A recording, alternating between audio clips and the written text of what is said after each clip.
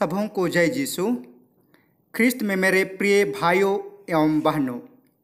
आज का सुसमाचार में प्रभु ईश्वर अपने दाखबारी में काम करने के लिए एक दृष्टांत के माध्यम से लोगों को समझाते हैं और कहते हैं कि किसी मनुष्य के 2 पुत्र थे। उसने पहले वाला पुत्र से जाकर कहा, बेटा तुम आज दाखबारी में काम करने जाओ। तो उसने उत्तर दिया, जी हाँ पिताजी। किंतु बाद में वह नहीं गया। वह लड़का अपना पिताजी का आज्ञा को इनकार कर दिया। इसी तरह वह दूसरे बेटे के पास जाकर पिताजी बोला, तुम आज दाखबारी में काम करने जाओ। लेकिन उसने उत्तर दिया, मैं नहीं जाऊंगा। किंतु बाद में वह पश्चाताप करके गया।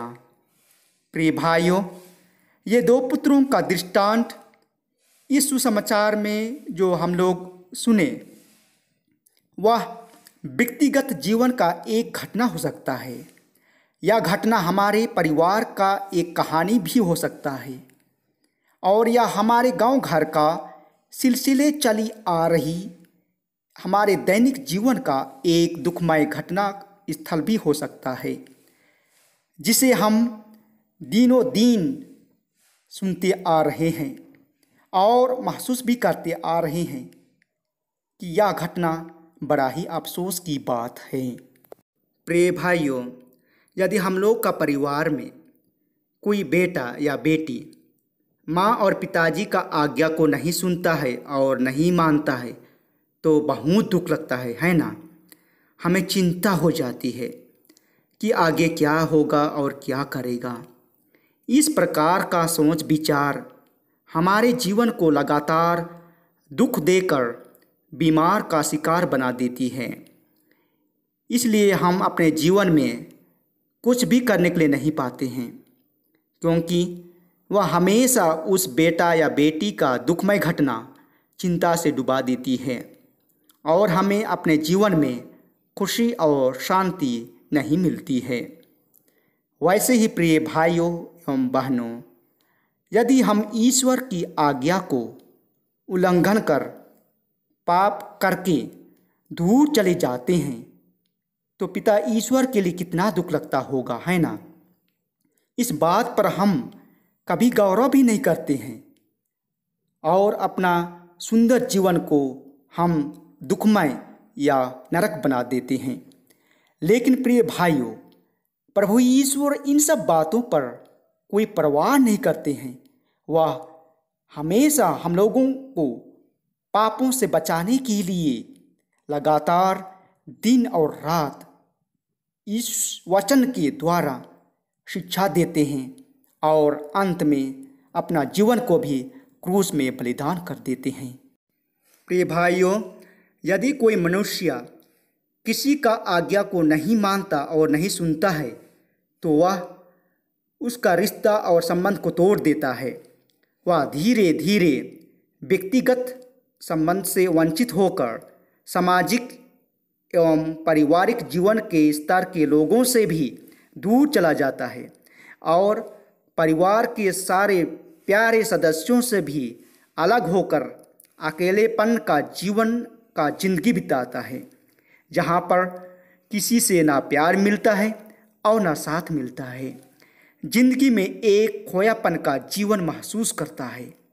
इस तरह से वह बहुत बड़ा धोखा अपने आप को देकर सुंदर जीवन को खो देता है और अपने जीवन में कभी आनंद और खुशी नहीं पाता है। प्रिय भाइयों, जो व्यक्ति अपने माँ बाप का आज्ञा को इनकार करता है वह ईश्वर के वचन को इनकार करता है और वह पाप करके ईश्वर से भी अपना संबंध तोड़ देता है। इस तरह से वह अपने परिवार का और ईश्वर का भी संबंध को तोड़ देता है। लेकिन प्रिय भाइयों, याद रखना, यदि एक बार किसी से रिश्ता टूट जाता है तो उसे जोड़ने के लिए बड़ा कठिन होता है।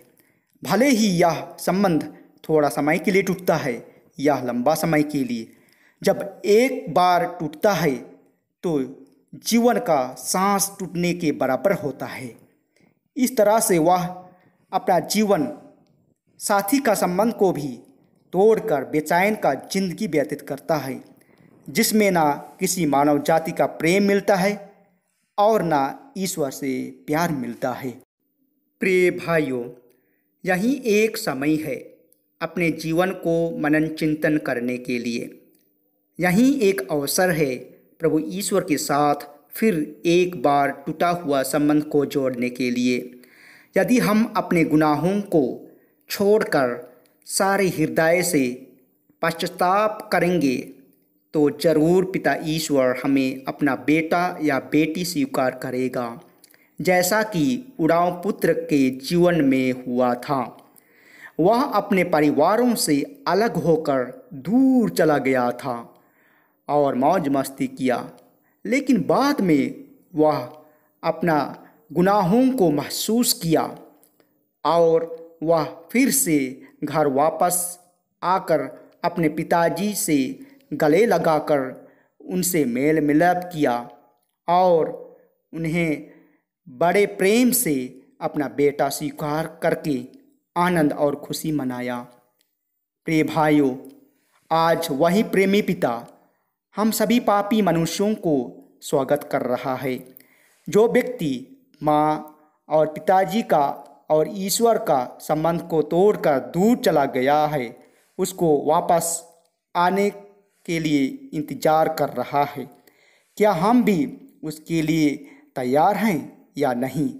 यदि नहीं, तो प्रभु ईश्वर अभी भी आशा प्रदान कर रहा है कि हम अपने पाप और गुनाहों को छोड़कर पश्चाताप करके एक नया जीवन जीने के लिए ईश्वर से हम आशीर्वाद मांगे। पिता ईश्वर आज हमें याद दिलाता है कि हमारे घर परिवार में जो लोग ख्रिस्त धर्म को स्वीकार करके ईश्वर से दूर चले गए हैं और भूल गए हैं, और जो लोग पापमय जीवन बिताकर घर परिवार में माँ बाप का आज्ञा को तोड़कर दूर चले गए हैं, उनको भी वापस आने के लिए वह इंतज़ार कर रहे हैं। आज हम चलिए ईश्वर से आशीर्वाद मांगे, प्रार्थना करें। हम लोगों का परिवार में, हम लोगों का जीवन में जो कोई लोग ईश्वर की आज्ञा को और माँ बाप का आज्ञा को तोड़कर पापमय जीवन बिता रहे हैं, पिता ईश्वर उन लोगों का जीवन में अपना इस वचन के द्वारा आशीर्वाद प्रदान करे और सबों का जीवन में प्रेम और खुशी का, शांति का जीवन बिताने के लिए आशीर्वाद प्रदान करे और सबों का जीवन में प्रेम और दया का जीवन बिताने के लिए आशीर्वाद देकर हम लोगों का जीवन में आशीष और कृपा से परिपूर्ण करे। यही ईश्वर से हम आशीर्वाद मांगे। सभी का जीवन में पिता ईश्वर आज और आने वाला जीवन के लिए भी हमेशा साथ देता रहे और आनंद देता रहे। आमीन।